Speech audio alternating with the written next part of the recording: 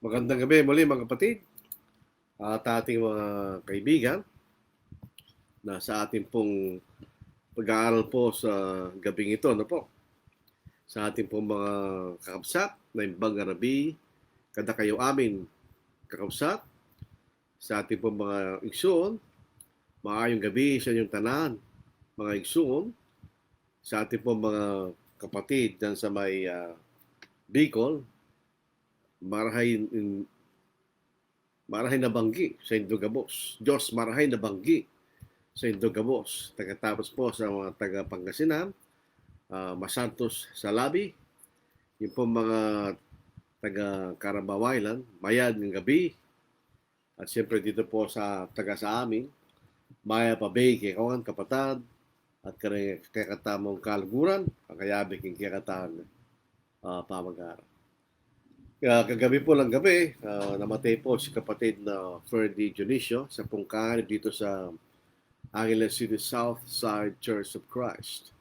Ang kanilang pamilya po ay isa sa mga naging naungunang mga kaanib nung nagsimula po ang gawain dito sa Angeles City.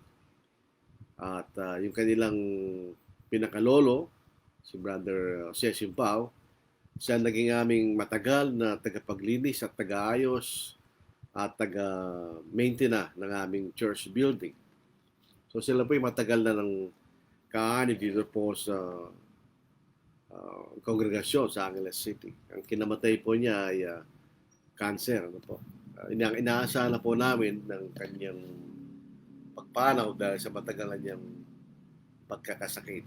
Kuminsan, ang kamatayan po ay isang paraan ng pagpapahinga sa mga hirap na dinadanas natin kapag tayo ay may sakit. Yun ay actually ay isang blessing kung tutuusin.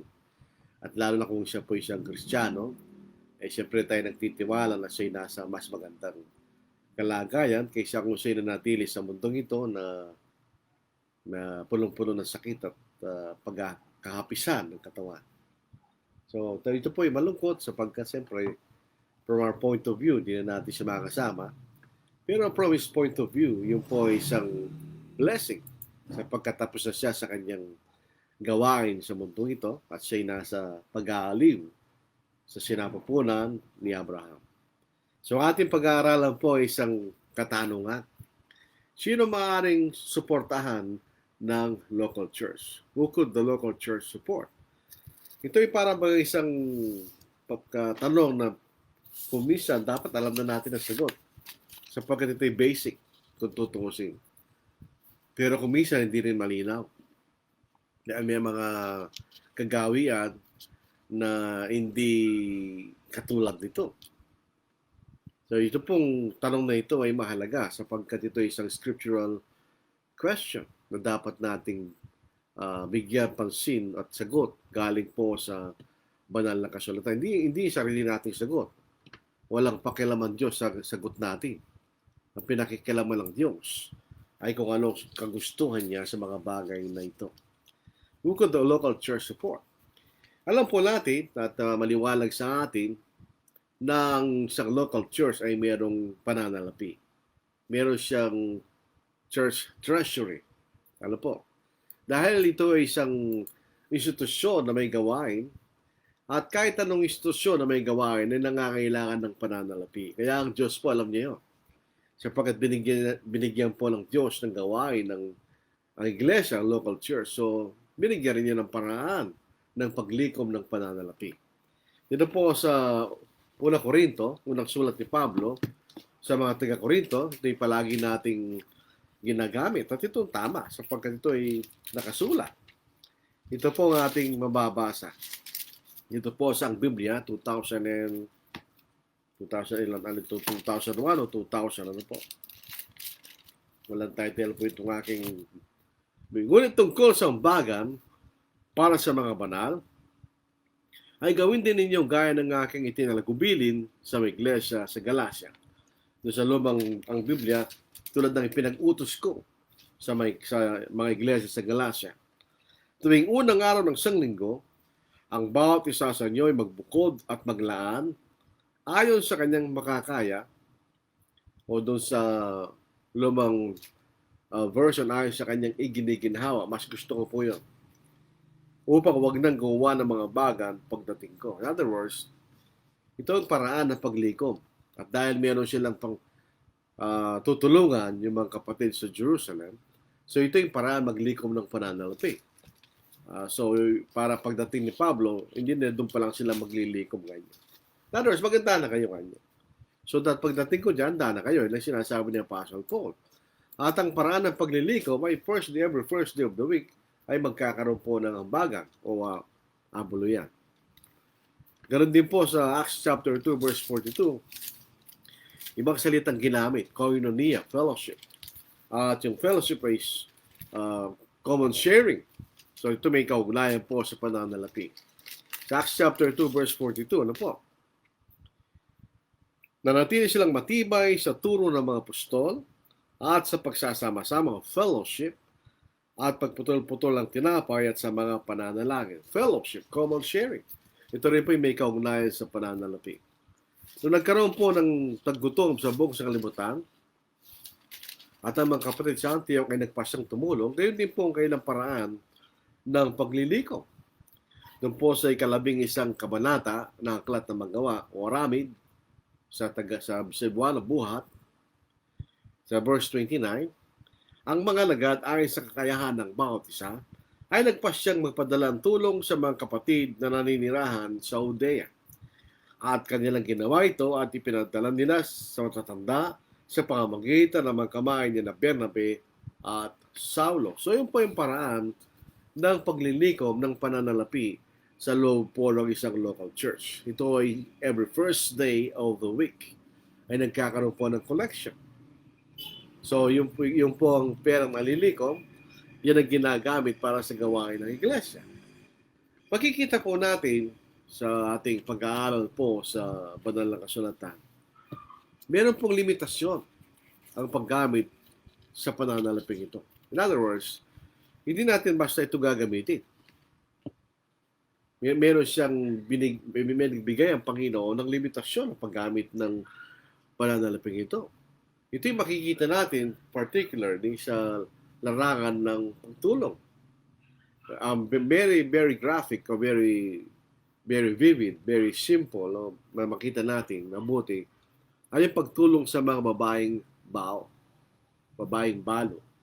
Ito po yung mga babae na matayan ng asawa. Ano po? Yan tinatawag nilang widow. Yung lalaki, widower. Kung maintindihan, dapat widower yung babae. Ano po? Widow yung lalaki. Pero baligtad, widower. Yan ang babae, widow. Widower pa lang lalaki, widow ang babae.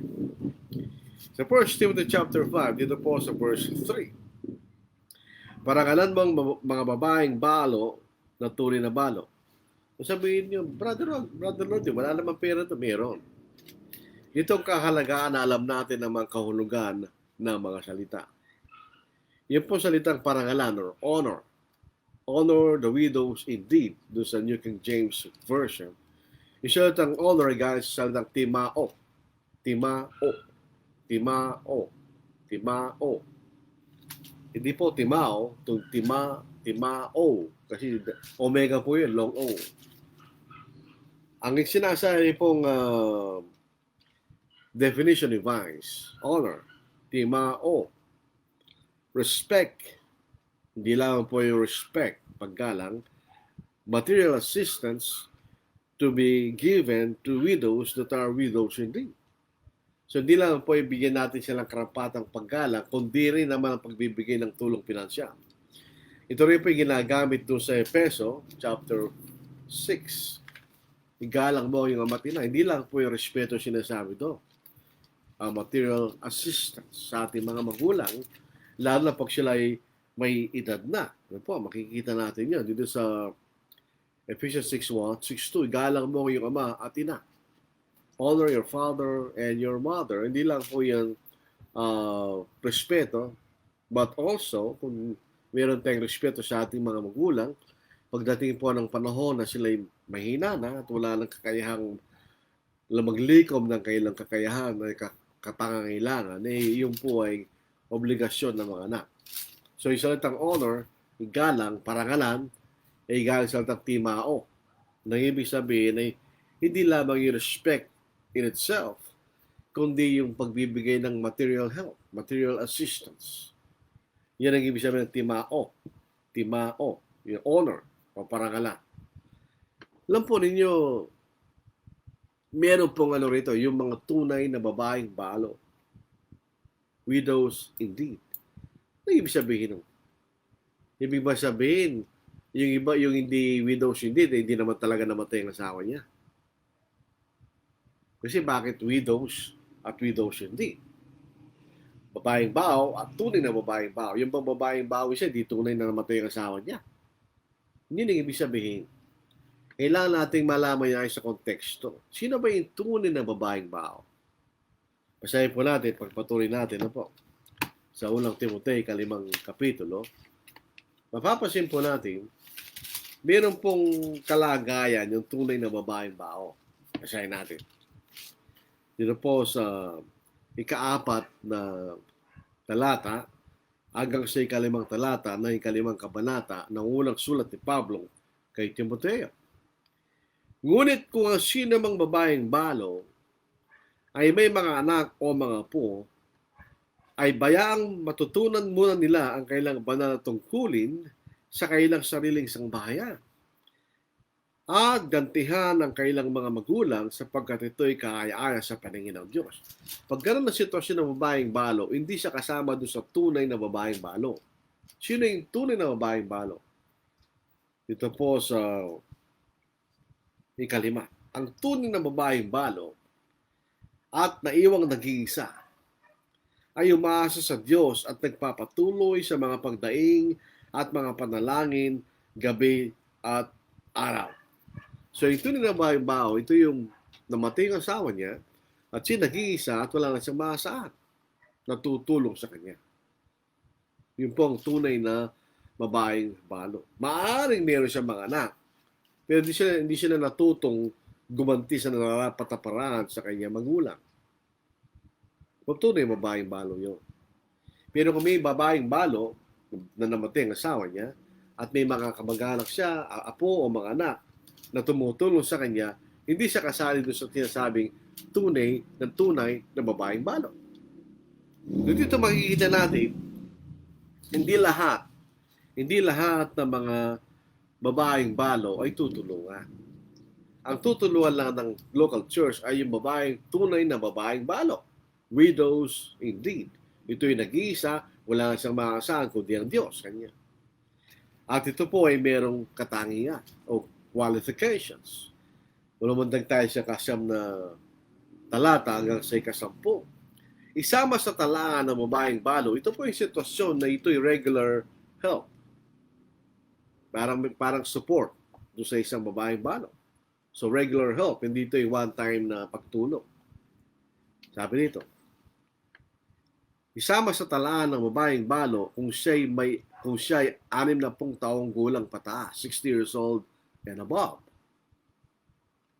At naging asawa ng isang lalaki na may mabuting patotoo tungkol sa mabubuting gawa, na siya nagpalaki ng mga anak.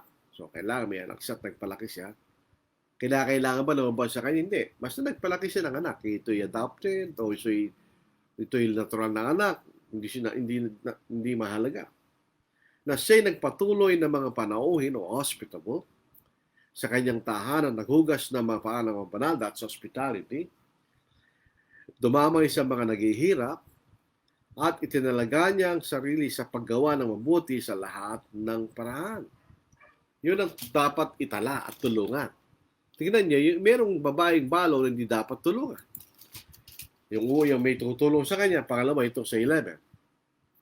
Ngunit huwag mong itala ang mga nakababatang babaeng balo, sapagkat na magkaroon sila ng masasamang nasa na naghihiwalay sa kailang kay Kristo, ay nais silang mag-asawa. Kaya sila ay nagkakaroon ng kahatulan sapagkat itanakwin nila ang kailang ulang panata. So hindi po dapat itala yun. So babaeng balo rin yun, pero hindi tutulungan ng iglesia. So ito rin na babaeng balo lamang ang tutulungan ng iglesia. Bakit? Dahil kung may kamag-anak pa yung babaeng balo at mga Kristiyano yon, dapat silang tumulong doon sa babaeng balo na yun. at hindi ang iglesia. Sa ikalabing-anim, ano po? Dito po sa ikalabing-anim na talata, kung sino mo babae na nananampalataya, so ito yung mga Kristiyano, ay may mga kamag-anak sa mga babaeng balo, kanyang tulungan sila upang wag nang mabigatan ng iglesia at upang matulungan ng iglesia ang mga tunay na balo. So pare, hindi na magkaroon pa ng pabigat ng iglesia. So in other words, hindi lahat ng nangangailangan na babaeng balo itutulungan ng iglesia. Lalo't kung may tutulong sa kanya. Dito natin makikita, may limitasyon ang paggamit ng pera ng iglesia. Hindi ko mo iti babaeng balo ay kailangan tulungan. Mag-ingat po kayo, yung may ibang kongregasyon na may regular tinutulungan na babaeng balo. May katangian po, may qualification nyo. Hindi ibig sabihin babaeng balo, tutulungan na natin. Makaliwanag po sa ulang Timoteo. So may kikita nyo, may limitasyon ang paggamit ng pondo ng iglesia. Hindi lang basta-basta gamitin mo sa gusto mong gamitin. May tinalaga ang banal sulatan tungkol sa paggamit ng pananalapi ng isang local church. Makikita rin po natin ang limitasyon niya sa benevolence. Church benevolence o pagtulong ng isang local church mula sa kanyang church treasury doon sa kanyang pondo na nalikom tuwing unang araw ng isang linggo. Papasinin po natin, pagdating po sa pagtulong, ang tinutulungan ng isang local church ay mga nangangailangang mga Kristiyano. Dagdagan natin, mga tapat na mga nangangailangan, tapat na mga Kristiyano. Sabihin, yung mga hindi tapat, hindi tutulungan nyo. Yung mga tamad, hindi tutulungan nyo. Yung mga bulang tagapagturo, hindi tutulungan nyo. So, yung mga tapat na Kristiyano nga kailangan. Pasinin po natin, isa-isahin po natin. Dito sa ikalabing isang talata o kabanata na aklat na magawa. Aramid at Buha. Aramid, Buha. Yung Aramid, Ilocano po yun. Yung Buhat ay Cebuano. Yung sa amin, gawa rin. Gawa. Tulad sa Tagalog, gawa. At libron, gawa. Sa Acts 11, verse 29, tignan nyo, tumulong ang church ng Antioch Province Church Treasury. Sino tinulungan nila? Ang mga lagat ayon sa kakayahan ng bawat isa ay nagpasyang magpadala ng tulong sa mga kapatid na naninirahan sa Judea. At kailang ginawa ito at pinadala nila sa matatanda sa pamagitan ng magkamay ni Bernabe at Saulo. So, tinulungan lang nila yung mga kapatid na nangangailangan sa lupay ng Judea. Bagamat ito po isang taggutom sa buong kalibutan. It's a worldwide famine. Pero sino tinulungan nila sa Judea? Yung mga kapatid na nangangailangan. So may limitasyon, tingnan natin. Tapos sa Romans 15, later on, yung mga taga-Jerusalem naman ang nangangailangan, may mga dukha na may pangangailangan sa mga kapatid sa Jerusalem, nagpasya naman tumulong ang mga kongregasyon sa Macedonia at saka sa Achaia. Hindi po sa Romans 15 verse 25. Sino tutulungan na may iglesia ito? Hanggang 26 para makita natin. Ngunit ngayon ako'y patungong Jerusalem upang maglingkod sa mga banal sapagkat minabuti ng Macedonia at ng Achaia nagawa ng isang ambagan laan sa mga tukha sa mga banal na nasa Jerusalem. Ito'y kalugod-lugod sa kanila at sila'y may utang na loob sa kanila sapagkat kung ang mga hentil ay naging mangkabahagi ng kanilang mga bagay na espiritual, nararapat naman nilang paglingkuran ng mga iyon sa mga bagay na ayon sa laman o material health. So, makita sila tulungan yung mga dukha sa Jerusalem ng mga kapatid. Sa unang Korinto, chapter 16, ito pong pangalawang Korinto, ito'y naisulat 1 year after 1 Corinthians. Ngayon, tungkol sa ambagan para sa mga banal, ay gawin din nyo gaya ng aking itinagubilin sa mga iglesia sa Galatia. Tuwing unang araw sa linggo, ang bawat isa sa inyo magbukod at maglaan ayon sa kanyang makakaya o ayon sa kanyang giginhawa upang wag nang gawa ng mga bagan pagdating ko. In other words, ito yung bagan para kanino? Para sa mga banal. Sinong banal? mga banal sa Jerusalem. Dito po sa 3 talata, tuloy natin ang pagbabasa. At pagdating ko, ang sino mang inyong pipiliin ay sila ang aking isusugo na may mga sulat upang makapagdala ng iyong abuloy sa Jerusalem. So ito'y tulong sa mga kapatid na nasa Jerusalem. So ito'y sinulat 1 year before, sinulat ang 2 Corinthians. Kaya lang, 1 year nang dagdaan, hindi pa rin sila handa. Kaya nga nasabi ni Pablo sa kanila sa pangalang Korinto, nahihiya kami, kanya. Baka magtanong yung mga taga-Macedonia kung nakapagbigay na kayo ng tulong, sasabihin namin. Pero makikita lang sa ikalawang sulat ni Pablo sa mga taga-Korinto sa 8 kabanata, sa 4 na talata, sinong tutulungan nila? Sinong tutulungan ng mga kapatid na taga-Macedonia? Sabi rito, sa 4 na talata, na nakikiusap sa amin ng matindi tungkol sa biyaya na makibahagi sa paglilingkod kanino? Sa mga banal. So, sino tutulungan? Mga banal at taga-Jerusalem. At lumundag tayo ng isang kabanata sa 9 na kabanata sa unang talata. Ngayon, kalabisan na para sa akin ang nasulatan kayo tungkol sa paglilingkod para kanino? Para sa mga banal. Anong punto natin dito? Merong limitasyon ng paggamit ng pondo ng iglesia. Hindi siya napakita natin sa mabahay-balo, na ipakita natin sa pagtulong sa mga nangangailangan mga kapatid ng tutulungan ng local church. Hindi pwedeng mag-support ang local church sa mga unscriptural organizations, man-made organizations katulad ng orphanages, home for the aged. Dahil ang iglesia mismo tutulong sa mga nangangailangan mga kapatid. Hindi isang ibang organisasyon. Yung mga orphanages, yung mga home for the aged, yun po yung human organization na iba sa local church. Kung meron pong orphan, ang tutulungan, so individual po yun. Kung merong mga matanda sa iglesia, iglesia ang tutulong. Kaya nga, kung matanda at babaeng balo, itutulungan ng iglesia yun. At hindi ibang organisasyon ang gagawa ng gawain yun. Makikita natin. So, pinupunto lang po natin, mayroong limitasyon ang paggamit ng iglesia.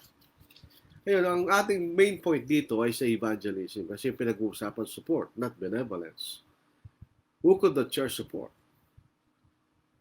Sino pwedeng tulungan ng iglesia o pwedeng supportahan ng iglesia galing sa kanyang church treasury, sa treasury o sa pondo ng iglesia? Sino pwedeng tulungan? Ang masasagot diyan po ay mga mangangaral. Ang problema lang, anong ibig sabihin ng mangangaral? Who is a gospel preacher? Hindi lahat ng nagtuturo, hindi lahat na nangangaral ay mga mangangaral. Ang totoo niyan, lahat ng mga kapatid, babae, lalaki, ay may obligasyong ipangaral ng ebanghelyo sa mga taong kakilala nila. Pero hindi sila mangangaral. Hindi ibig sabihin, may special na kahulugan ng isang mangangaral sa Biblia. Hindi ibig sabihin, nagturo ka minsan, ay mangangaral ka na. Hindi pwede ibig sabihin, mangangaral ka minsan, paminsan-minsan, ay mangangaral ka na. Hindi yun ang mangangaral. Sa Angeles City Church of Christ, sa Angeles City Southside Church of Christ, may ilan ng mga kapatid na marunong mangaral. Pero palimbawa ko, minsan silang nangangaral. Isang linggo sa isang buwan, nangangaral sila. Hindi sila mangangaral. Oo, nakakapangaral sila, pero hindi sila mangangaral. From the biblical point of view. So, sabi, hindi ko mo nakapagtuturo ka, hindi nakapangangaral ka, ay matatawag ka ng mangangaral. Ayon sa kahulugan na sinasabi ng Biblia. Hindi gano'n. Ang salitang preacher, ang galing sa salitang keros. Nag-ibig sabihin, one who proclaims the gospel. Hindi yan ibig sabihin na pamisan-misan lamang. Ito isang gawain. Ang salitang evangelism, eugalistes. Eugalistes. Nang ibig sabihin, one who proclaim the good news. Mas specific po yung evangelist. Ibig sabihin, ito yung taong ipinapangaral ng buting balita. Yung pong dalawang salita na yon, ay hindi po tumutungkol sa pamisang-misang pagtuturo, pamisang-misang pangangaral, sumangaral ka na. Hindi. Yun ay isang regular na gawain. It's a full-time work. Dito po sa 2 Timothy chapter 4, it's a work. Ito po isang gawain. Dito po sa, katulad po kung ikaw ay isang part-time lamang na manggagawa, babayaran ka ng kumpanya pero not regular wages. Pero sapagkat hindi ka naman talaga tunay na manggagawa. Sa pangalawang Timothy, 4 na kabanata, dito po sa 5 talata.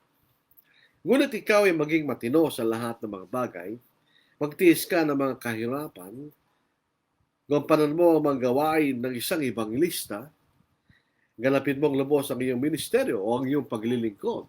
So, ang pagiging mangaral ay isang paglilingkod sa pangangaral ng salita ng Diyos. Ito isang gawain. It's a work. So, yun ang iyong gawa. Yun ang iyong ginagawa sa buhay mo kapag ka isang evangelist o isang mangangaral. Yun pong ibig sabihin po nun, hindi yung pamisan-misan nagtuturo ay nangangaral na yun. Hindi Yun po ay nagtuturo. Yun po ay nangangaral. Pero hindi siya mangangaral. Nakuha po yung point. Hindi lahat ng nanggagamot, nakapaggagamot ay manggagamot. Mayroon talagang doktor. Yun po ay pumasa sa board of medicine at siya po ay dumaan ng pag-aaral bago siya naging isang doktor. Ganon din po isang mangangaral. Ito isang gawain. Hindi ko sinasabi kailangan matapos siya ng Bachelor of Theology. Hindi ko sinasabi yun. Pero siya po ay ibininda yung sarili niya sa gawain ng pangangaral. At yun ang gawain niya. So, yun po ay isang nabubuhay ang kanyang buhay sa pangangaral. Yun ang kanyang gawain sa buhay niya. Yun ay isang full-time work. Wala pong part-time preacher. Hindi ko naniniwala doon. Pag kayo mangangaral, it's a full-time work. Paliwanag po natin. Kung ikaw po ay mangangaral, ikaw po ay may karapatan. Paano mo masusuportahan ang iyong pangangaral? Kasi yun po isang gawain. Dalawa pong paraan niya. Ikaw po ay pwedeng suportahan ng local church kung saan ka nangangaral. Sapagkat yan po ang obligasyon ng local church sa kanyang mangangaral. Dito pa po sa 1 Corinthians chapter 9 verse 14. Pansinin nyo at titingnan natin ang talata. Papansinin po natin. Kumbaga, microscope natin. Sa 1 Corinthians chapter 9 verse 14. Ngayon din naman, ipinag-uutos ng Panginoon ang mga nangangaral. Ganyan. So ito po yung progressive present tense. Ito sila ay nagpapatuloy sa pangangaral. Ganyan. Hindi pa minsan once in a while. So sila nabubuhay sa pangangaral. Sabihin, ay dapat kumuha ng kailang ikabubuhay mula sa Ebanghelyo. So that's the essence of support. Financial support for the evangelist, for the gospel preacher. Ano po ang dahilan at gano'n? Number 1, para hindi sila magtrabaho. Pagka kasi ikaw isang mangangaral, ito ay isang gawain. May mga preparasyon na dapat mong gawin. May particular na gawain ng isang mangangaral na dapat niyang gawin, gampanan. At nakakailangan ng sukdulang panahon. So para magkaparan ng mangangaral yun, siya tinutulungan. You are supported so that you can preach. Yan ang scriptural. You are scriptural, you preach in order to be supported. That's unscriptural. Ang scriptural, you are supported so that you can preach. You do not preach to get support. Baliktad yun. You are supported in order for you to preach. Kaya sabi po ni Pablo sa unang Korinto, 9 na kabanata, tingnan po natin. Microscope natin. Bakit pinagsasabi ito ni Pablo? Dahil meron silang karapatan tungkol sa mga bagay na yun. Katulad ng sino bang mangangaral. Ito po is sa summary ng karapatan ng mga mangangaral. Basahin natin. Magsimula po tayo sa ika-4 na talata. Wala ba kaming karapatang kumain at uminom? Hindi uminom ng alak ito, ha? Pag tayo kumakain, kainom tayo ng tubig o ano mang pwede nating inumin. Ano po?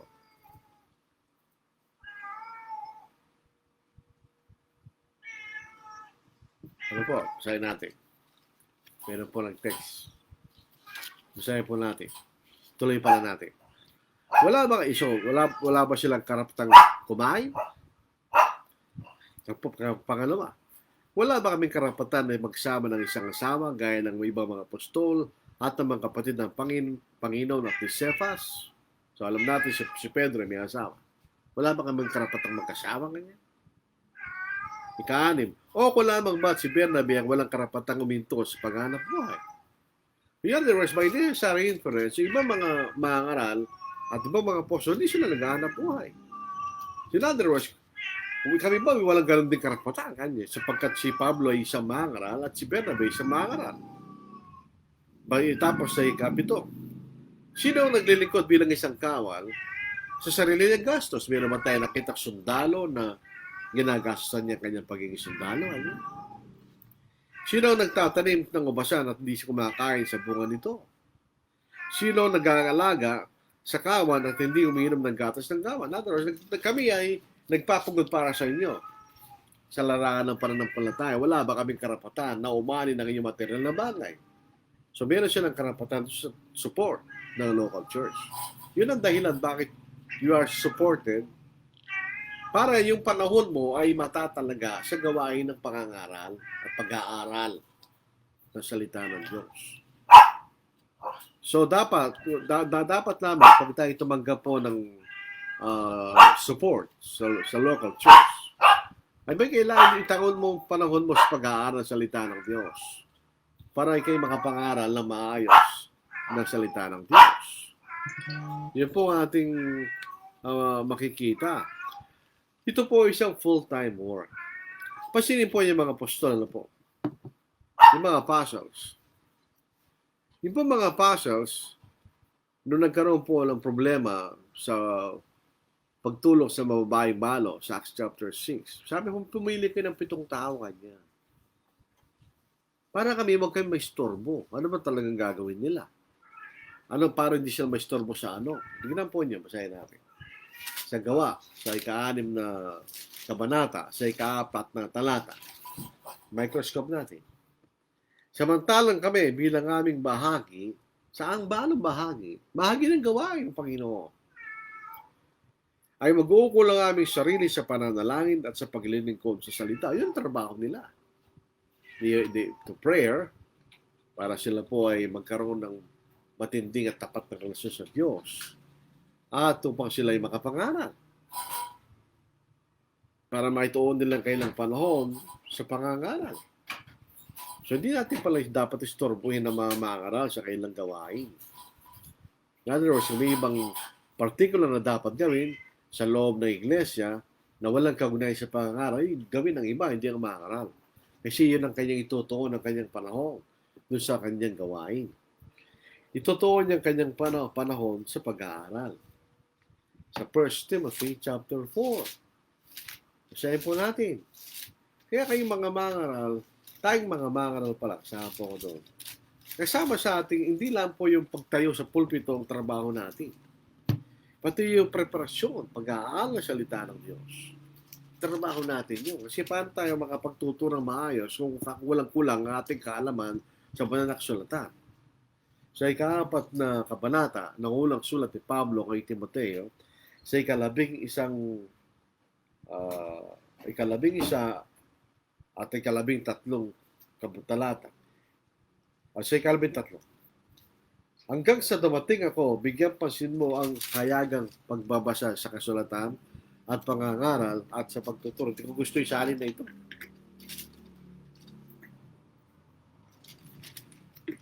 Doon po sa New King James, until I come, give attention to reading, to exhortation, and to doctrine.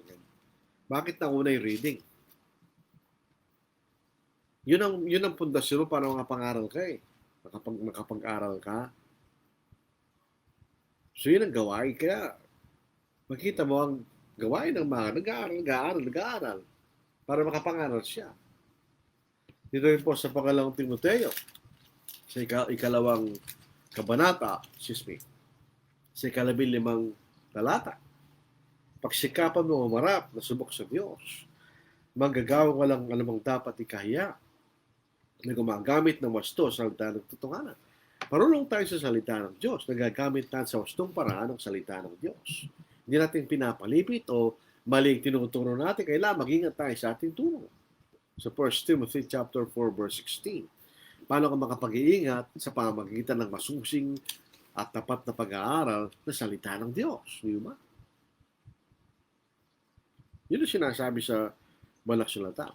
So, ikay sinusuporta ng local church na kung saan ka lang naglilingkod dahil sa ganung dahilan. Paano kung walang kakayahan, halimbawa, ang iyong pinaglilingkuran? Kaya ito naman po ang tutulungan ka ng ibang mga kapatid o ibang mga churches. Particular na makikita natin halimbawa ay si Apostle Paul. Dito po, nung siya nasa Corinth, sa kadahilanan may mga bulbulang apostol doon, at ayaw niya masabi na siya kamukha lamang ng mga bulang apostol na yun dahil sa pagtanggap nila ng support na galing sa Corinth, hindi siya tumanggap. Sa 2 Corinthians chapter 11 verse 8, ito po ay isang hyperbole na hindi naman nagnanakaw si Apostle Paul. It's an exaggeration. Aking dinanakawan ang ibang mga iglesia sa pamagitan ng pagtanggap ng sahod mula sa kanila upang makapaglingkod sa inyo. Pasinin po yung ginamit na salita? Sahod, wages. That's regular. Sabi, tumanggap siya ng regular support galing sa mga kapatid sa Macedonia upang siya ay makapaglingkod sa kanila. So, pwede rin nyo. Pero eventually, nararapat lamang yung local church ay maging responsible at tumunlad sa kanilang pagbibigay para eventually silang tutulong sa kanilang mga karal at tinutulungan pansamantala ng ibang churches. Dito po sa Philippians, sa Pilipos, sa ika-4 na kapitulo, sa 15 mga talata hanggang sa 18. At kayo mga taga-Filipos, nalalaman namin ninyo ng pasimula ng Ebanghelyo nang ako'y umalis sa Macedonia. So in other words, nung siya umalis sa Macedonia at pumunta sa ibang lugar, yun ang pasimula ng pangalan sa lugar na yun. Wala ni isang iglesia na nakipag-isa sa akin ng pagbibigay at pagtanggap, kundi kayo lamang. Sapagkat kahit ako'y nasa Thessalonica, ay nagpapadala kayong minsan at muli para sa aking kailangan. Hindi sa ako'y naghahanap ng kaloob, kundi nahanap ko ang buwan na dumarami para sa inyo. Ngunit mayroon ako ng lahat ng bagay at sumasagana. Ako'y busog, palibhasa tumanggap kay Epaphroditus ang mga bagay na galing sa inyo na mabango sa inyo, isang handog na kaya-aya at kalugod-lugod sa Diyos. So yung mga iglesia sa Philippi o Filipos ay tumulong po sa iglesia at sa kay Apostle Paul. Nung siya po umalis sa Macedonia at nagsimulang mangaral doon sa lugar na pinuntahan niya. So yung iglesia sa Filipos. Kunin ko minsan, may pagkakataon na yung isang mangaral ay ito suportahan niyang kanyang pangangaral sa pamagitan ng isang trabaho. Tingnan niyo ha. Halimbawa po, isang particular halimbawa, isang mangaral, kilala ko, kaibigan ko siya. Siya isang instructor sa isang universidad. Kaya lang siya nagtuturo. Hindi para dahil gusto niya magturo. Kaya siya nagtuturo para magpagpatuloy siya ng pangangaral ng Ebanghelyo. Dahil kulang ang binibigay sa kanya. Sa kanyang pangangailangan. Hindi baliktad yun. Kaya lang siya nagtuturo para makapagpatuloy ng pangangaral. Ganyan? His secular work of teaching in the university is supporting his preaching. So hindi siya part-time preacher. Yun ay full-time preacher sapagkat yan ang gawain niya. Yung sideline lang niya actually. Makikita natin. Dito po sa Acts chapter 18 verse 3, si Apostle Paul, siya po ay isang tent maker. Marunong siyang gawa ng tent. Paano natin nalaman yun? Nakasulat sa Biblia.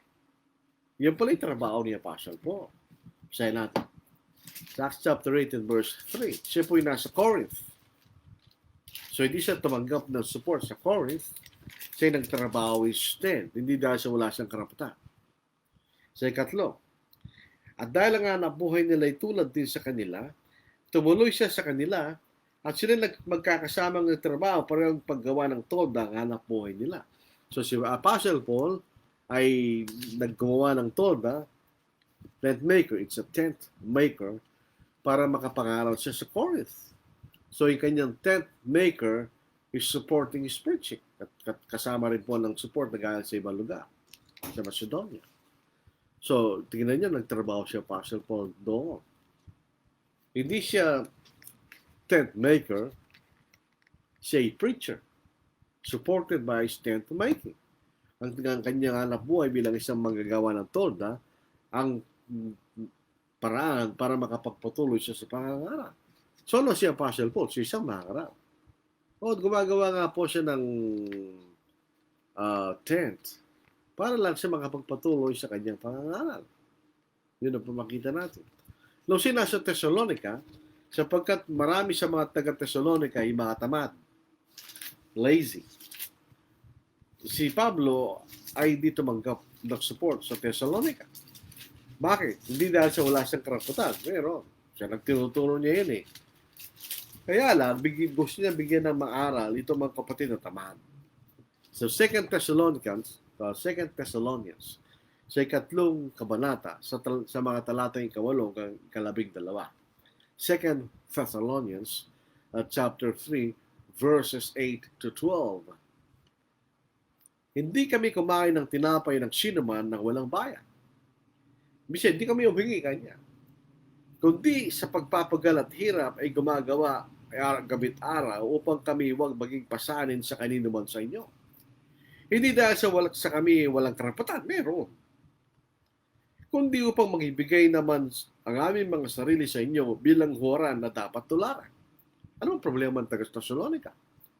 Sapagkat noon pa man kami kasama ninyo, ay aming inutos ito sa inyo. Kung sino man ay ayaw magtrabaho, ay wag din naman kumain. Sapagkat aming nababalita ng ilan sa inyo ay namumuhay sa katamaran. Hindi man lamang gumagawa, sa halip ay mga mapanghimasok. Kaya hindi siya tumanggap ng support sa iglesia sa Thessalonica. Hindi dahil wala siyang karapatan.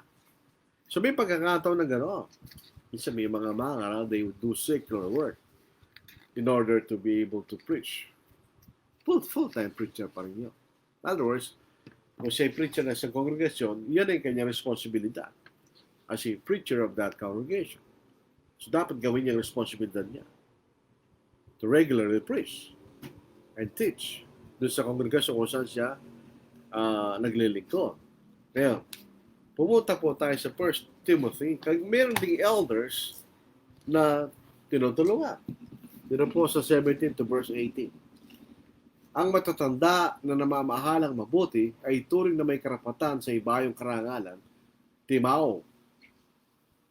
Lalong-lalo sa mga nagpapagal sa pangangaral at sa pagtuturo. So ito yung mga elders na preachers. So, meron din siya karapatan sa tulong. Siyempre, kung ipagpapatuloy po natin yung mga talata. Sapagkat sinasabi ng kasulatan, huwag mong lalagyan ng busal ang baka kapag gumigik. Meron akong tanong. Yung baka ba, pamisang-misang lang siya gumigik o trabaho niya yun? Trabaho niya yun, di ba? Nakatapos, ang manggagawa ay karapat-dapat sa kanyang sahod. Ito ba yung pamisang-misang gumagawa, is regular na nagtatrabaho. So, in other words, ito yung may karapatan sila dahil meron silang full-time na ginagawa. So, kung babasa itong ating pong titignan itong mga pinag-aralan natin, pag pinag-uusapan ng financial support, sinong pwedeng tulungan lamang nagbayaran ng iglesia? Yung mangaral, yung full-time preacher lang, o yung full-time elder. So, usually, ang mga elders ay mga doon na po yan, nag-retired. So, usually, may income yan. Pero imagine natin, kung minsan, yung preacher ay naging elder. Yung alam naman natin, ang mga ngaral ay nabubuhay sa ebanghelyo. So, siya naging elder, So, ganun pa rin yun. Ito supportahan siya ng local church kung saan si elder at nagtuturo at nangangaral. So, yun ang makikita natin. Hindi ko mo tumayo sa puputong sa kapatid, babayaran mo siya. Ba't mo siya babayaran? Where is the scriptural authority? Yun ang pinag-uusapan natin dito. Pero ba tayo makikita ng halimbawa sa Biblia na gano'n? Wala. At very dangerous kung minsan, kung ang isang hindi mangangaral ay magtuturo unless kilala na natin kapatid na yon na tapat sa katotohanan. We have to protect the pulpit from false teachers. Bisa kung kailangan matuto tayo na kung baguhan pala yung kapatid, huwag natin siya pagturuin. In most cases, nagdudulot siya ng kapahamakan. Dahil wala naman siyang alam, di pa siya marunong. Ba't natin siya pagtuturuan? Ang isang matagal na sa pananampalataya, ang pwede magturo. Doon sa akin, City Southside Church of Christ, may mga kapatid dyan na kahit nakatalikod ka, alam mo, nagtuturo ng tama yan because they're faithful sa katotohanan. Hindi yung baguhan pala at pagtuturuan mo. It will create problems. Kasi hindi marunong yung tao na yun. Kumbaga, kung ikay karpintero, o ikay nagpapagawa ng bahay, sino ba gusto mong gawa ng bahay mo? Yung marunong gawa o hindi marunong? Siyempre yung marunong. The same way sa pangangaral. So bakit natin gagawin yan? At ito po ang pag iba-iba nagtuturo every time, lalo sa Bible study, walang continuity yung pag-aaral. Yung sermon, okay lang po yan. Kasi one time lang ang sermon eh. Madalang ko yung mga series na sermon. Ako, ginagawa ko yan. Meron ako mga sermon na series. Pero usually, yun ay sa Bible study, Bible class. Na dapat sila nagtuturo doon. Halimbawa, isang taon nagtuturo siya para meron continuity yung pagtuturo niya. Hindi yung isang kapatid niya, walang continuity yun. Misa maglaban-laban pa yung tinuturo nila. May nangyari ng gano'n eh. Sa kongregasyon, iba isang ngayong linggo, isang pupunta, susunod na linggo, ibang mga pupunta, tapos yung tinuro ng una, hindi man niya alam kung tinuro, ibaliktad pa yung tinuturo ng pangalawa. Ang mangyayari ngayon, yung mga kapatid, they're confused. Sino ba talagang nagtuturo ng tama? Yun ang dahilan bakit meron makakaral. Ito yung tao na yung kanyang gawain ay turuan ng mga kapatid sa katotohanan at sa mga bagay na may pagkukulang. So kung meron siya po ay equipped, dahil lang ginagawa niya, nagkaaral siya at kaya nakapagtuturo siya. Hindi, yung pamisan-misan na nagtuturo, lalo kung baguhang padalkado yun. Tsaka ba't na siya mabayaran? Ano ang dahilan? Hindi nagtatrabaho yun eh. Ang mangangaral kaya siya sinusuporta para huwag na siya magtrabaho. Ay nagtatrabaho yung kapatid din, ba't natin siya babayaran?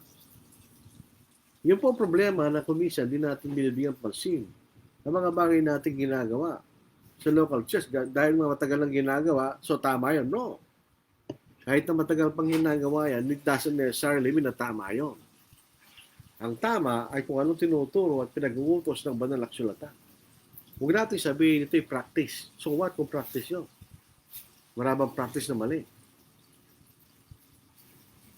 Yung pinanggalingan natin mga relihiyon, wala ba silang practice? Ba't natin iniwanan? Kasi mali, practice nila. Huwag natin isagot yun kasi ginagawa namin yan.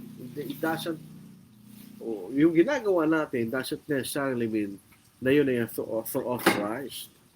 Kailangan mapatunayan natin sa Biblia that it is authorized, na mayroon tayong scriptural authority na gawin natin sa bagay na. So, yung practice na kahit hindi preacher, tumayo sa harap at binabayaran, saan ang scriptural authority mo? Tandaan natin, ano ba ang dahilan ba sinusuportan yung mga anak? Para wag siya magtrabaho. Para makapag-concentrate siya sa pag-aaral ng salita ng Diyos. O po siya imunlad sa kanyang pananampalataya. Yun ang dahilan nung kasi yung ito po sa 1 Timothy chapter 5, balik tayo doon. Ako po na nakaka-frustrate na makita mo isang matandang mangaral na supposed to be sana ay napakagaling ng mga magturo, makikita mo hindi mo alam kung ano sinasabi niya. Nakaka-frustrate yun. Ibig sabihin, hindi siya nag-aaral. Sa 1 Timothy chapter 5, basahin natin. Chapter 4 pala. Excuse me. Tingnan nyo, dito po sa verse 15. Kinakailangan ng ang mangaral umunlad siya. Kasi binigyan siya ng pagkakataon eh. Binigyan ng pagkakataon, kaya siya naportahan para hindi ka na makapagtrabaho at makapag-concentrate ka sa pagkaaral sa salita ng Diyos. Nararapat lamang na makikita ng mga kapatid ang iyong pagunlad sa iyong kalaman. Dito po sa 1 Timothy chapter 4 verse 15. Meditate on these things. Give yourself entirely to them. Are you full-time work? Di ba? Give yourself entirely to them. Ayun, reading, sabi dito, reading, the verse 13, till I come, give attention to reading, to exhortation, to doctrine. Sabi ni Pablo, give yourself entirely to them.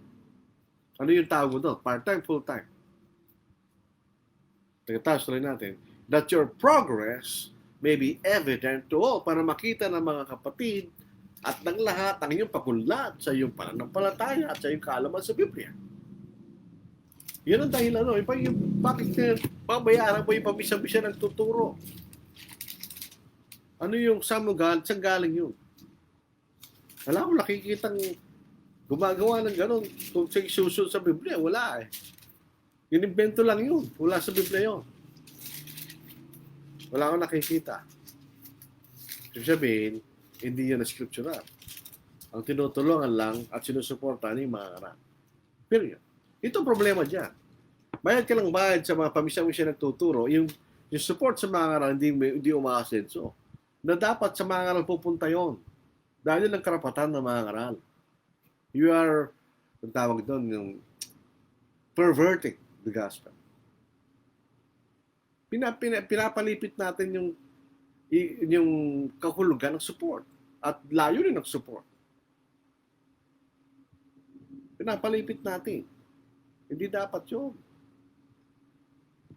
Dito po, sa Tagalog. Gawin mo ang lahat, mga bagay na ito. Gawin mo ang mga bagay na ito. Italaga mo ang iyong sarili. That's the gospel preacher.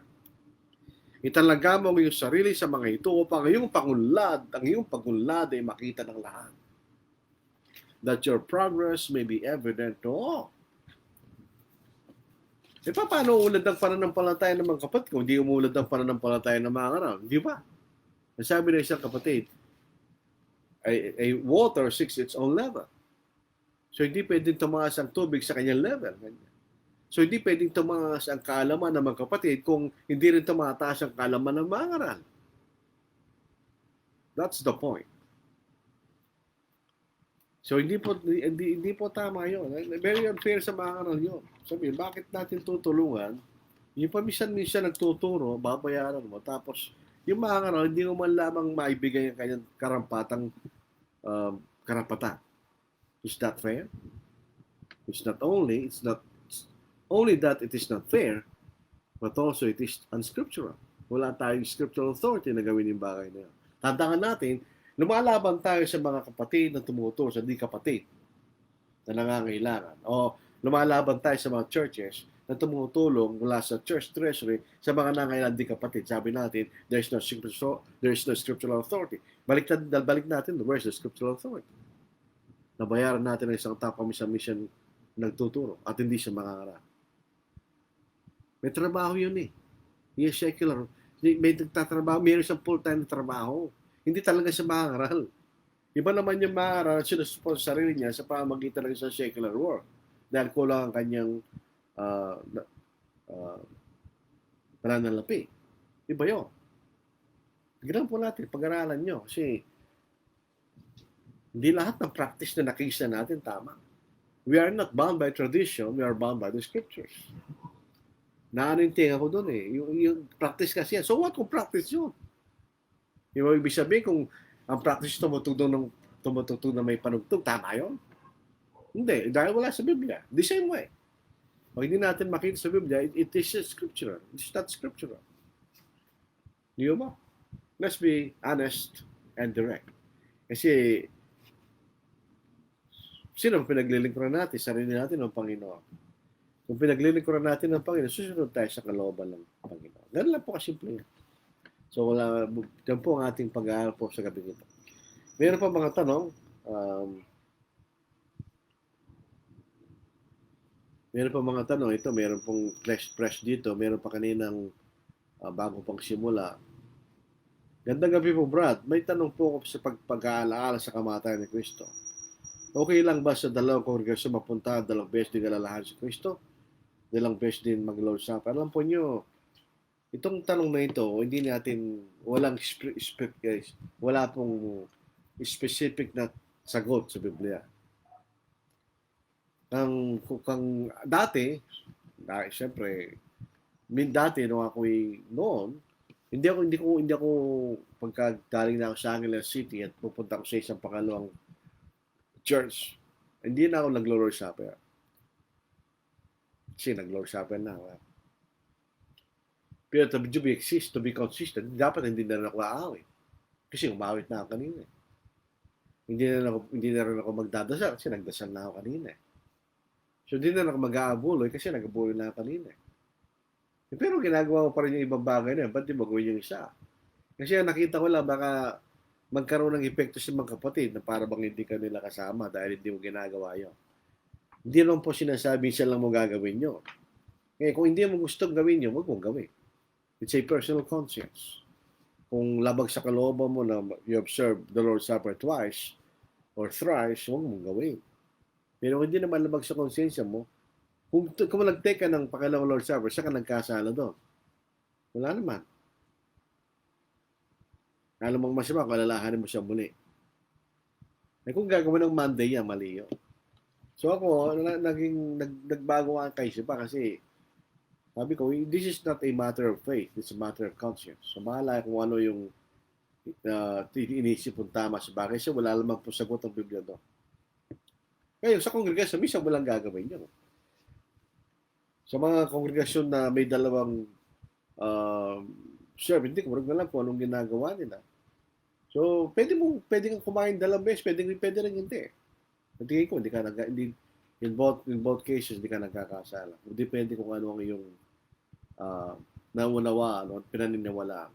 Ito naman isa, walang kaugnayan po sa ating pag-aaral. Matthew 18 verse 10. Ganyan. See that you do not despise one of these little ones, for I say to you that the angels in heaven continually see the face of my Father who is in heaven. Ang tanong po, may guardian angel ba tayo? Yung mga bata, pag matanda na ba, meron pa rin. Hanggang kailan sila kasama natin at meron. Wala namang guardian angel sa Biblia. That's a false notion. Tanong, nasaan ba yung mga anghel? Nasa lupa, nasa langit? Nasa langit. So paano nililigtas yung bata ng hulog? Niligtas siya ng guardian angel, yung anghel nasa langit. Doon tinitignan lang nila tayo. Interesado lang sila sa ginagawa natin. Pero wala silang ginagawa para pag nahulog ka sa kama, bubuhati ka ng anghel. Wala lang po ganun turo. Nasa lang yung langit sila, wala mo sila sa lupa. Nung si Hebreo, yung mga hangad, they minister to the saints. Sa paanong parang, hindi natin alam. So, wala pong katotohanan na tinatawag ng guardian angel. Ruford, scriptural po ba na suporta ng isang part-time preacher? Kailangan define natin kung ibig sabihin. No? Kung ibig mo sabihin yung part-time preacher ay pamisa-misa nagtuturo. In the first place, hindi sa preacher. Ang preacher ay tinalagay ang sarili niya sa gawain ng pag-aaral, pangangaral, at pagtuturo. Yan ang gospel preacher. By the way, hindi exclusive na trabaho ng preacher na bisitahin mo yung kapatid. Mali yun. Lahat ng Christian, trabaho nila yon. Ito problema ng ibang mga nagmamagaling naman kapatid. Kasi alam mo, yung kapatid niya, di man niya dinadaw yung mga kapatid. Hindi trabaho exclusive ng preacher yon. Trabaho ng lahat ng mga kapatid nyo. Na kung may kapatid na may sakit, trabaho ng lahat ng mga Kristiyano, ng mga kapatid na bisitahin nila yung kapatid na may sakit. Hindi lang yung mga ngaral. Yan si false notion of a gospel preacher. Denominational concept yun. O trabahin din ng mga ngaral nyo bilang sa Kristiyano, hindi bilang mga ngaral. Kanino ba utos yung dalawin niya yung mga babaeng bao? Hindi sa lahat ng mga Kristiyano. Alam ba, kanino ba utos yung mahalin mong magmahala? Hindi mga Kristiyano, lahat. Hindi lang mga ngaral nyo. So, huwag natin ilagay exclusively sa mga ngaral yung ganong klaseng gawain. So, pag sabi ko nga, hindi ko naniniwala sa katagang part-time preacher. Pagka paminsan lamang nagtuturo, halimbawa once every 2 months, once. Hindi preacher yon. Nakapangaral lang siya, pero this technically, preacher sa kahulugan ng preacher sa Biblia. Hindi lahat na nakapagtuturo ay tatawagin mo teacher. Di ba? Pwede ka magturo. Pwede ka teacher. In other words, ang teacher ay isang tao ng trabaho niya magturo. Ngayon, kung ikaw nakapagtuturo ka ng paminsan-minsan, hindi ka teacher. You are not called a teacher. Dahil hindi naman yun ang ginagawa mo talaga. Kung ibig sabihin ng tanong na yan, ay yung paminsan-minsan na nagtuturo na hindi mangarap. Di ba ba? Round robin ng mga kapatid. O, ikaw, Brother X, first Sunday ka, ikaw, Brother Y. Second Sunday ka, ikaw, Brother Z. Third Sunday ka, ikaw, Brother A. Fourth Sunday ka, hindi preacher yung mga yun. Yan po yung mga tao lamang na nakapagtuturo at nakatuturo sa ganong paraan. Pero hindi sila mangarap. Hindi dapat suportahan yung ganon. Mo bayaran, pag tayo mo sa first Sunday, bibigyan ka namin 500. Ha? Ano yung saan mo mababasa sa Biblia yun? Ikaw, preacher Y, pag second Sunday, bibigyan ka rin namin 500. Sabi ba't ito siya binabayaran? Kailangan malaman natin bakit nagbibigay ng support sa mga ngaral. Para hindi siya magtrabaho, para may talaga yung sarili niya sa pag-aaral, pangangaral, at pagtuturo. Yan ang trabaho ng preacher. Kahit yung counseling, hindi trabaho ng mga ngaral yun. Trabaho ng lahat ng mga kapatid. Kung may problema siyang kapatid, puntahan mo siya. Walang mabagtutulong mo. Hindi lang mga ngaral.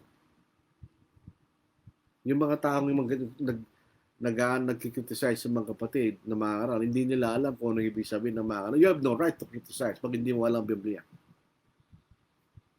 Kung ikaw hindi manggagamot, wala kang karapatan mag-criticize sa isang manggagamot. Hindi ba? Hindi ka naman mangaral, hindi mo alam ang Biblia, tapos hindi criticize mo yung kapatid na mangaral. What is your right to do that? You have to be responsible pag nag-criticize ka. See to it na yung sinasabi mo yung tama. Otherwise, lilitaw ka lang ng katang-matawa. Hindi kayo nag-criticize sa isang bagay na wala kang alam. Ay, meron po tanong dito. Ano po ba pagkakaiba ng preacher at minister? Malaki. Ang minister is generic. That's the servant. Ang ibig sabihin ng salitang minister is servant. Hinatawag rin, yung salitang diakono ay generic. It can be anyone who is a servant. O yung tinalagang maging particular na deacons. Tingnan niyo pagkakaiba nito. Lahat ng mga Kristiyano are servants. Pero hindi lahat ng mga Kristiyano ay deacons. Nakikita niyo yun? Lahat ng mga kapatid ay obligasyon nila magturo ng ebanghelyo, pero hindi lahat ng kapatid ay preacher. Nakikita niyo yung punto na yun? So yung preacher is a minister of the word. Ay siya naglilingkod sa salita. Pero meron ding ibang naglilingkod sa kongregasyon, hindi sa salita. Yung elders ay paglilingkod sa pangangasiwa. Meron mga kapatid na paglilingkod sa pagtuturo, Bible class. Hindi mga preacher yun. Teacher sila, hindi sila mangangaral. O meron gano'n. O minsan yung mga kapatid na walang may tutulong sa pangangaral, paglilingkod sila naglinis ng building. Yun ang kailang paglilingkod. They are servant in that sense. In general, tayo po yung lingkod ni Kristo dahil tayo ginagawa natin ang kalooban ng ating Panginoon. So, the preacher is not the minister. He is a minister. Siya isang naglingkod. Hindi siya ang lingkod. Okay ba yun? He is not the minister. He is a minister. Ang kanyang paglilingkod ay sa gawain ng pangangaral ng Ebanghelyo. Kaya sabi ni Pablo, fulfill your ministry, fulfill your service, kanya. Ano paglilingkod ni Pablo, ni Timoteo, sa pangangaral. Do the work of an evangelist, fulfill your ministry. Parallelism lang po yun. So, may pagkakaiba yung salita. Usually, yung preacher, kerox, yung minister, kumisa, diakonos, meron pang ibang salita. Pero, yung preacher is a servant. But not all servants are preachers. Makita natin. Pwede bang bigyan ng full-time preacher ng konting support galing sa kanyang part-time, galing sa kanyang, hindi ko maintindihan, Brother Rosalito, i-paraphrase mo. Pwede bang bigyan ng full-time preachers ng konting support? Okay, nakita ko na. O meron isang part-time preacher, pwede bang tulungan ng mga karal sa kanyang pera yung kapatid na yun? Pwede naman, gusto mo. Kaya lang, sabi ko, walang part-time preacher. Lahat ng mga aral, itinalaga lang sarili sa gawain ng pangaral. Kaya lang kung may siya nagtatrabaho siya dahil may kakulangan. Kung may sobra ka. Ang advice ko lang dyan, kung may sobra ka, ba't di mo na sabihin supportan siya? Para hindi na magaling siya, diretso na doon siya kapatid. Pero gusto mo siyang tulungan, bilang isang Kristiyano, wala na problema yan. Gusto mong tulungan para makatulong kasi isang kapatid na mangaral na may kakulangan sa kanyang, may kakulangan ng pananalapi. Wala namang nakikita mas mapuno. Paano po yung mga full-time preacher sa mga sideline? Nakakapag mo nilang gawin yun. Hindi mo ba makadlang sa panahon nila pag mag-aaral salita ng Diyos at pangaral doon? Very precisely. Precisely yung dahilan bakit sinusuporta ni mga aral. Kaya lang, unfortunately, lalo na po sa Pilipinas, ay wala pa akong nakitang full-time self-supporting sa Pilipinas. Minsan yung mga mangaral sa kasabayang palad, hindi sila matulungan ng maayos ng mga kongregasyon na kung sila naglilingkod. So, sa aking pananaw, napupwersa lang sila na gawin nila yun. Para lang makapagpatuloy sila sa pangangaral dahil may pamilya rin sila eh. They have to work. Tandaan natin yung priority. Ang priority kay naglilingkod sa Diyos. Sana pangalawa. Kung may asawa ka doon sa asawa mo, pangalawa. Pangatlo, doon sa mga anak mo. Pangapat lang yung trabaho mo. Yung pagiging mangaral mo. So yung pagiging mangaral, mag-ingat lang. Para hindi mo magawa yung obligasyon mo sa pamilya, nagkakasalang rin. Ang general principle sa 1 Timothy chapter 5, kaya ikaw mangaral o hindi. This is the general principle. Basahin natin. Sa 1 Timothy chapter 5. Ito po ang ating sa verse 8. Ngunit kung ang sino man, that's generic. Sino man, preacher or otherwise. Kung ang sino man ay di kumakalinga sa kanyang kamag-anak, lalong-lalo sa kanyang sariling sangbayan, pamilya niya, tinanggihan niyang pananampalataya at siya masahol pa sa hindi mananampalataya. So kung preacher ka, pinababayaan yung anak mo. Kung preacher ka at kulang ang preacher support, magtrabaho ka. Hindi yung pang iwanan mo ang pangangaral, kundi para masuportan mo yung pangangaral. Wala nakikitang masama doon. Ito ang masama. Kung full-time preacher ka at sapat na yung preacher support, tapos tatrabaho ka pa. Kasi adlang talaga yon. Kaya nga, sinusuportahan ang mangangaral para hindi siya mahadlangan ng kakulangan ng panahon. Kaya lang, hindi naman kasalanan kung talagang napersa ka sa sitwasyon na yun. Gusto kong mangaral, kaya lang, wala namang akong nakukuha tulong, support sa kongregasyon sa nangangaral. No, I will work so I can preach. Yan ang dapat ang kaisipan ng isang mangaral. Para sa akin, depende yan ng isang full-time. Depende nasa tao na yun kung tutulungan mo hindi. Yung talong po ay siguro ni sabi replying to Rosalito. Naman po depende sa kung gusto mo. You're not forced to do it. Kung gusto mo. Does a brother teaching Bible study can be called a preacher because that is all he's doing?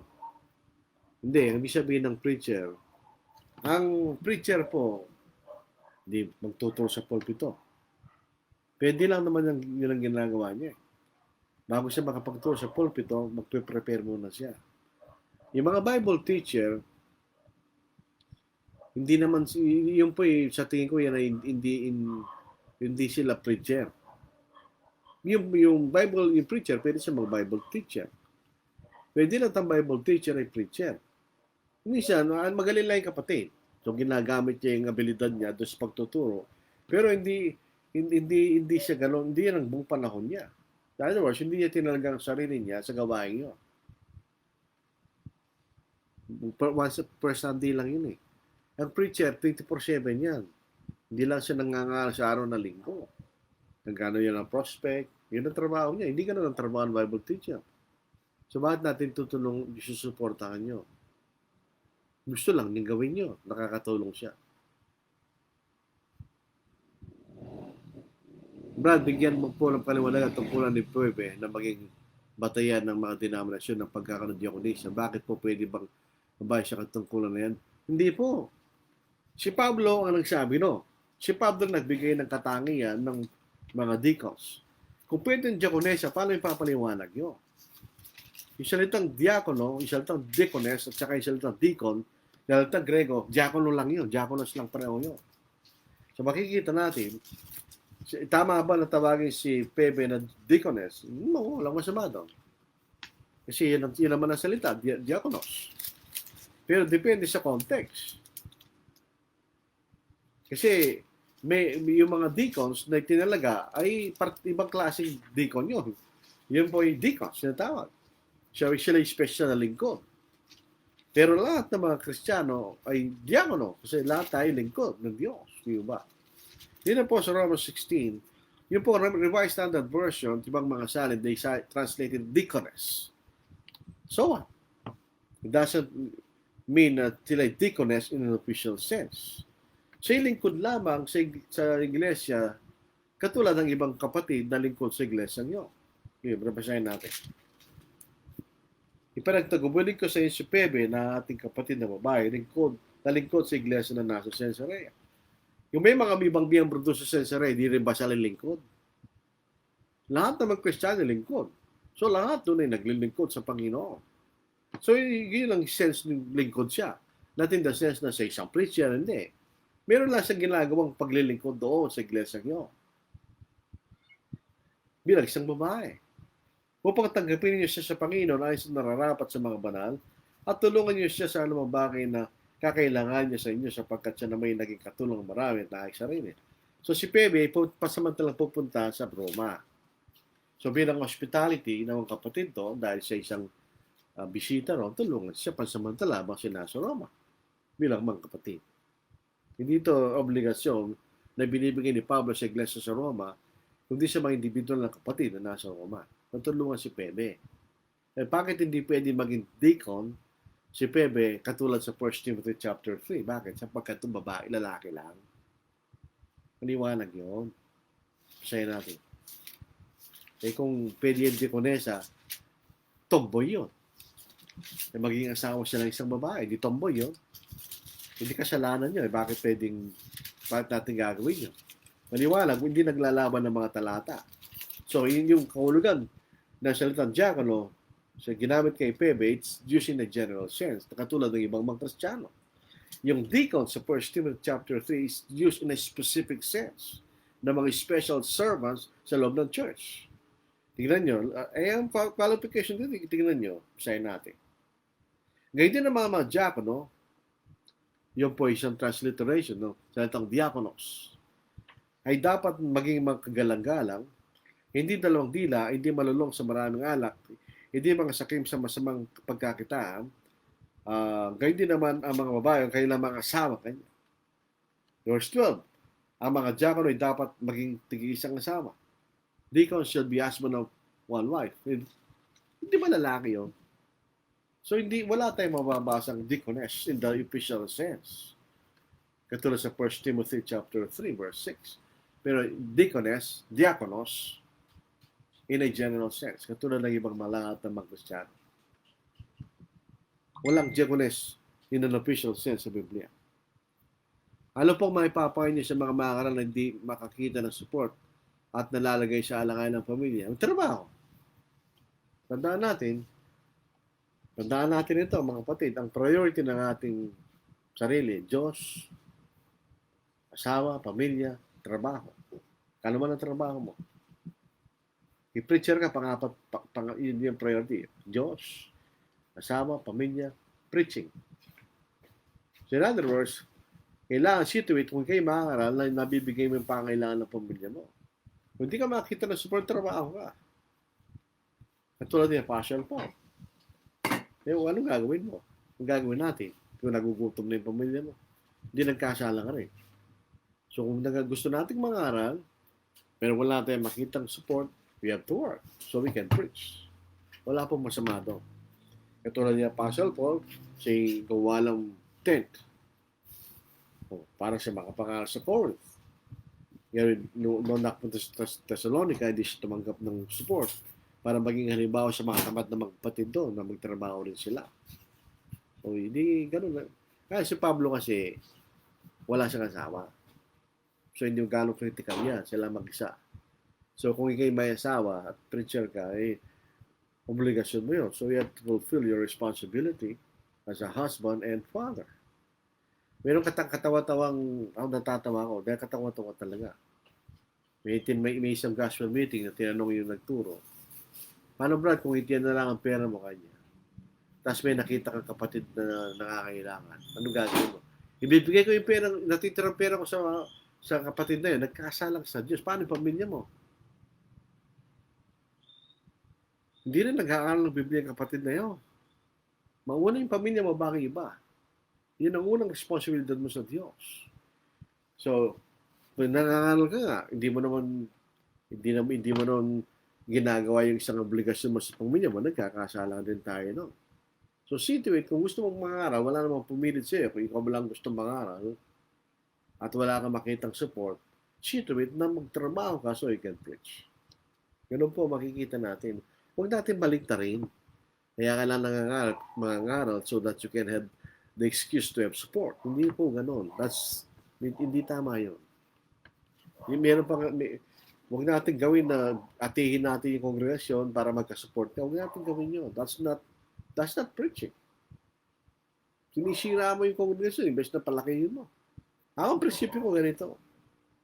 Hindi dapat maliliit na mga kongregasyon na malapit-lapit lang, lalo kung kayo nasa syudad. Anong klase yun? Napakahihina ng mga yun.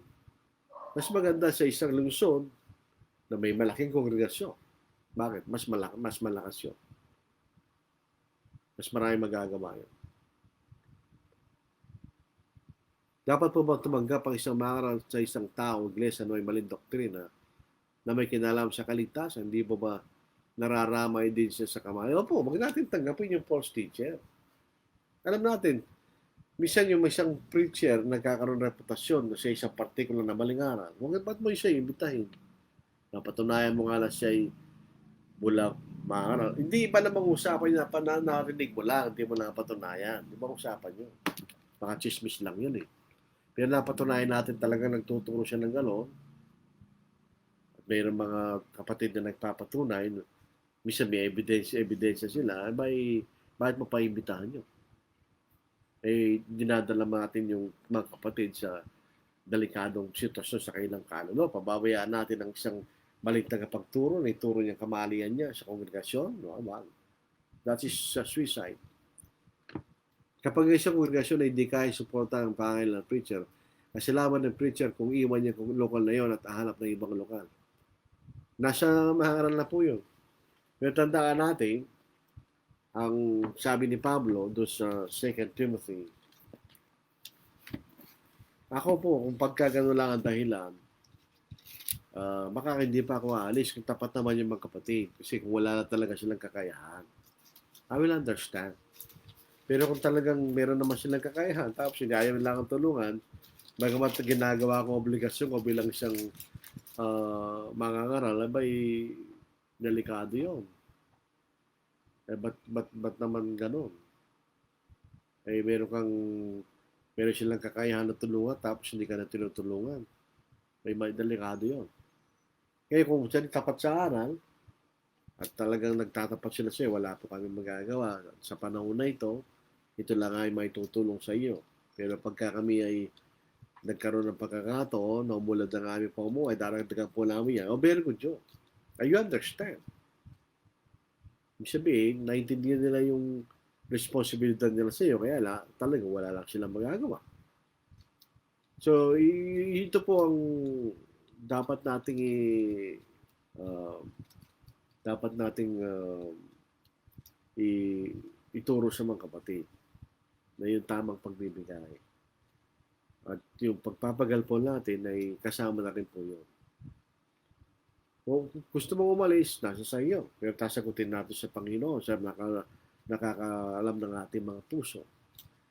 Pero aiwan ko kongregasyon kung hindi sila umaasenso sa pananampalataya nila at nagpapatuloy sila sa kailang maling mga gawa, bakit pa ako mangangaral doon? Nagsasaya ako ng panahon.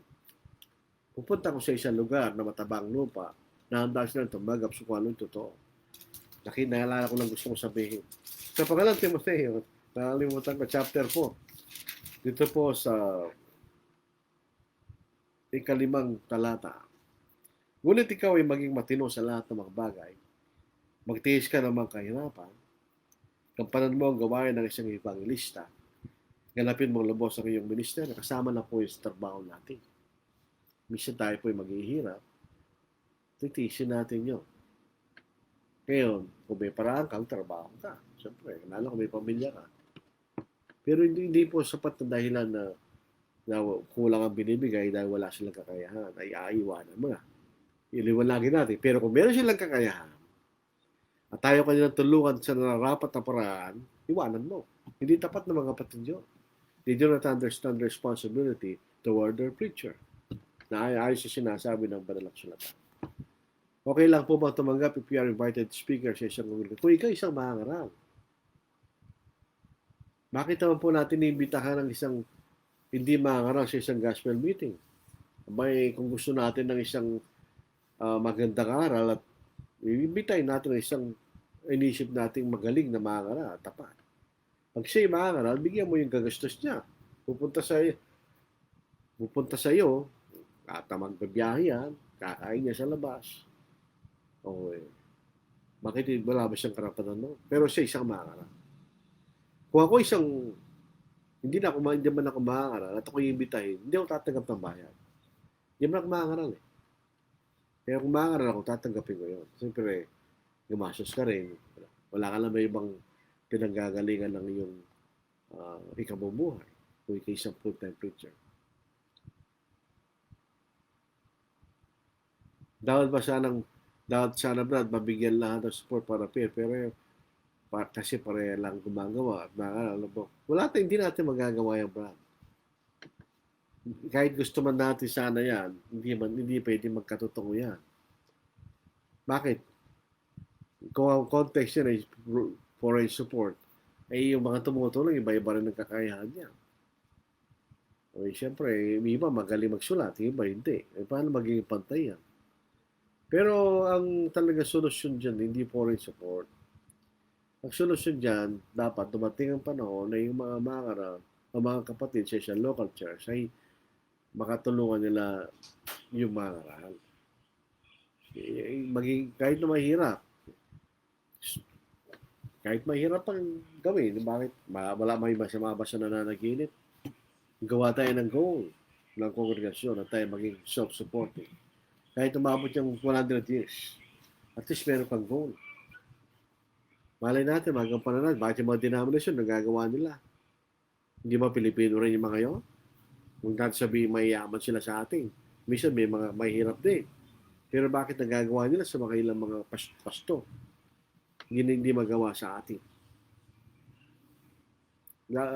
Dapat natin isipin sa Macedonia, sa 2 Corinthians chapter 8, yung mga kapatid nila mahihirap sila, pero nagawa nilang tumulong. Na ibinigay mo lang sarili nila sa Panginoon. Iyon po ang masipin natin at ipangalalaki natin sa Panginoon para mawawala lahat yan. Mga nakikita natin mga konti-konti mga kontrobersya at mga problema ng mga mawawala yan pagka naging self-supporting ang mga kongresyo sa Pilipinas. Tingnan nyo, mawawala na yan. Wala na po tanong. Maganda po yung salamat sa inyo mga tanong. Sana pag-aralan po natin yan kasi hindi magsabihin practice. Tama na yun. Hindi. Kailangan isabihin natin, tama ba yun o hindi? ano ba sinasabi ng Biblia sa bagay na yan? Doon lang tayo kasi. Kung ano sinasabi ng Biblia. Huwag nating gawing dahilan. Practice namin yan. Matagal ng practice yan. So what? Matagal na. Yung bang mga kongregasyon, 10,000 taon na sila tumagamit ng panungtong. Tama ba yan? Hindi pa rin. Wala silang scriptural basis sa ginagawa nila. Kaya tayo po rito, kaya ginagawa natin ito, para magbukas ang ating kaisipan, pag-aralan natin. Hindi ko pinipilit. Ibig sabihin, ang purpose ng ganito pagtuturo ay isang challenge na pag-aralan natin. Malay niyo, mali sinasabi ko, di ba? So, matuturuan niyo kung mali ka, Brad. Okay. Ito, tingin na bibigyan ko siya yung dahilan. Maganda yun, that's healthy. Kung tayo pa mapagkumaba, tagapin natin kung nagkamali tayo. Huwag tayo maging ma-pride, hindi tayo maliligtas. So, salamat sa inyo mga kapatid. Nagagalak tayo pag maraming tanong. Kahit walang tanong, nagagalak pa rin tayo makapaglingkod sa pangangaral. Pagsisikapong po bukas na magkaroon tayo ng pangangaral kasi magkakaroon po ng funeral service doon sa buro ni late brother Fred Dionisio. Kung magkakaroon pa rin ng oras, tutuloy po natin. Kasi hindi natin alam yun kung gaano kahaba. Kung mahaba, sa Merkulis na po tayo magpapatuloy. Hindi naman sa ayaw natin. Kaya lang, circumstances kung minsan ay nagdidictate sa gano'n. So,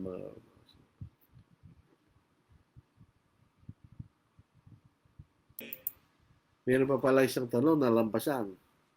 Ito, kala ko si pareho lang eh. Nakita ko, tinext ako ni Brother Rupert. Dapat po bang tumanggap ng support sa isang tao o iglesia na may maling doktrina may kinalaman sa kaligtasan? Ang pag local church po yan, na may maling doktrina at tinulungan ka, sinuportan ka, fellowship po yun. So, ikaw ay nasasama sa maling ginagawa nila kasi meron kang fellowship sa kanila. So, hindi dapat yun. Ang dapat, yung kongregasyon na tumutulong sa iyo ay meron kayong isang pananampalataya. Kaya you have the right to fellowship. Pero kung tao, that's individual, case-to-case, it's a case-to-case basis. Case-to-case basis yan. Parang ano lang yan, kinulong ka lang ng kamag-anak mo, di ba? Sabi niya, tutusok na tulungan. Walang kinugnayan sa pananampalataya yun. Halimbawa, may kamag-anak, nakita ka niya, gusto ko tulungan sa pangangaral mo. Eh, hindi ka naman Kristiyano, maliban kayo ba tayo, mabayaan mo na yun, basta gusto lang tutulungan. Pagka merong pagpitaw kasi, yan ay pera niya. Kung halimbawa, yung tao yun ay may ibang pananampalataya sa iyo, sabihin mo sa kanya. Kung gusto mo kong tulungan, sinasabi ko sa iyo, hindi ko pinaniniwalaan yung pinaniniwalaan mo. Para sa akin, mali yun. Kaya sabihin mo. Kaya sasabihin sa'yo, hindi, okay lang. Mupis pansin niyo. Gusto lang kita tulong. Walang problema yun. Sinabi mo na sa kanya. Na hindi kayo pareho doon sa ganong klaseng pinaniniwalaan yung mali. At sinabi, pag personal design ng isang tao na tulong ka, sabihin mo sa kanya, hindi tayo pareho ng pinaniniwalaan. Baka kasi akala mo, tatanggapin ko yung tulong mo, pareho tayo ng paniniwala dyan. Hindi. Hindi ko pinaniniwalaan yung pinaniniwalaan mo. Kung sinabi mo yun, sabi, tulong kita, wala ka na problema doon. Sinabi mo na eh. Na hindi kayo pareho ng paniniwala. So, kung uwi mo yun, kung taga-Amerika mo, pupunta rin sa Pilipinas, at pupunta sa kongregasyon na kung saan siya pupunta, na alam mo maling aral, hindi ka niya imbitahan. Bakit? Alam niya na hindi ka naniniwala sa pinaniniwalaan niya. Kasi mayroong problema ng compromise siya. Paano kung inibita ka niya doon sa kongregasyon na alam mo may maling aral? Mag-preach ka muna doon. Pero kung mag-preach yung tungkol sa pagkakaiba natin, may problema na yun. Nagka-compromise na tayo. No? So as much as possible, ideally, kung may tao gustong tumulong sa akin, Kristiyano siya, maganda kung pareho para ng palataya niya. Wala kang problema nun. Pero kung may pagkakaiba kayo na critical, sabi mo sa kanya, hindi ako naniniwala doon sa pinaniniwala mo na yun. Kung gusto mo kong tulungan, sinasabi ko lang sa iyo. To be honest. Ano? Kaya kung malaman mo na hindi tayo pareho, ayaw mo kong tulungan, okay lang sa akin yun. Pero sinabi ko na sa iyo, magkaiba tayo ng paniniwala, gusto mo po akong tulong, bahala ka. At sinabi ko na sa'yo, walang fellowship yun. Para ka lang tinulungan ng katolikong kamag-anak mo. Kasi pera niya yun eh. Pero pag church, fellowship yun. Spiritual galing sa spiritual na bagay yun. Diba? Magkaiba yung dalawa. Pero mag-ingat rin tayo. Kahit na personal support pa yan ng isang tao. Maganda pa rin na sigurado tayong magkapareho ng paniniwala. Kasi baka mapunta tayo sa isang sitwasyon ng compromise. Delikado rin po yan. Nag-ingat lang tayo. Wala na siguro ako nalampasan. Kung minsan meron pa nagtatanong pagkatapos ng program, siguro sasagutan ko na lang doon sa comment section kasi tapos na yung live. Diba? So wala na po tayong panahon. Lumampas na po tayo. 1 hour and 42 minutes. So tayo po ay manalangin. Mga banal, kayo po ay nagpapasalamat sa inyo sa lahat ng mga biyaya na inyong binibigay sa amin. Sa aming mga physical na pangailangan, lalo higit sa lahat ang aming spiritual ng kaligtasan. Kami po yung lubang puso nagpapasalamat ng Diyos. Sana po itulutan mo na kami magpatuloy, maiwas po kami sa naman tukso at magkasala para hindi kami para wag po kami mahiwalay po sa iyo, Diyos. Minasan po namin ang buhay na walang hanggan ay pinangako sa amin sa langit na makasama po kayo namin sa walang hanggan. Dinadalangin po namin ang pamilya ni Brother Pedro Dionisio na sana ay tulutan mo na bigyan niyo sila ng katatagan ng kailang kalooban at para malabanan po ilang dakilang kalungkutan. At dinadala din po na lahat ng mga kapatid sa kasalukuyan dumadalas ng pag-uusig, lalo't may kaunahan sa kailang pananampalataya. Patawarin niyo kami, Ama, sa iyong mga kasalanan. Dinadalahin po namin sana yung patuloy na po ang paglaganap ng bakuna sa bayan upang magkaroon na po ng lunas ang pandemyang ito na kasalukuyang naging balakid nila po sa mga physical na pamumuhay, higit sa lahat sa aming espiritu na paglilingkod sa inyo, O Diyos. Dinadalahin po na lahat ng kapatid sa buong mundo, sana sila maging tapat at sumunod sa inyong kalooban. At ang mga bayan tayo may hiningi sa kilang Panginoon sa Kristo. Amen. Wala na pong karagdagan tanong. Okay, so mag-iingat po tayo. Kanina po, kahapon, dumating na po yung bakuna. Simula na po yan. Sana po magpatuloy-tuloy na yan na mabakunahan ng karamihan sa mga Pilipino. At least para po may tinatawag herd immunity. Pag naging immune na po ang majority, mas kakaunti na po ang pagkakataon na magkumalat pa yung pandemyang yan. So, sana po kahit na may kasalatan ng ating bayan sa pondo, dalangin natin na bigyan ng Diyos ng pagkakataon na makaraos po tayo sa ganitong paraan upang sa ganun makapaglingkod tayo ng sabong kapayapaan at katiwasayan ay magpatuloy tayo ng paglilingkod sa Diyos. So, tulad sinasabi sa 1 Timothy chapter 2, sana ay dalangin natin ang ating mga namumuno na tamang kailang magiging mga desisyon para sa ating kabubuti, lalo na tayo mag-Kristiyano. So, mag-ingat po tayo. Stay safe.